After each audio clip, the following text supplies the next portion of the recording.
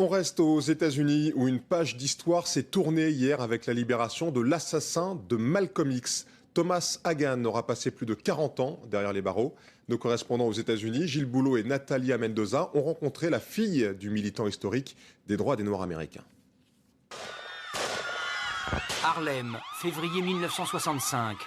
Malcolm X, l'homme qui réclame depuis des années l'égalité des droits entre blancs et noirs, est assassiné en plein discours devant sa femme et ses enfants.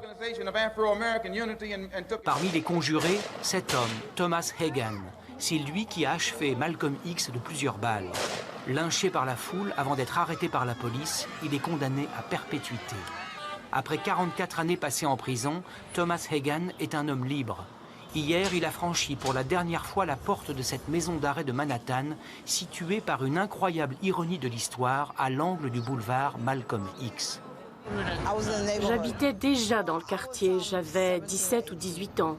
Tout le monde était en pleurs. C'était une période tellement sombre. S'il avait vécu plus longtemps, il aurait été un très grand leader. Ce reporter new-yorkais est le seul à avoir recueilli les confidences du tueur, qui depuis toujours évite les caméras et les journalistes. Il a compris la portée de son acte et il le regrette. À l'époque, il était très jeune, sans éducation, et il s'est retrouvé embrigadé dans ce mouvement qui était très violent.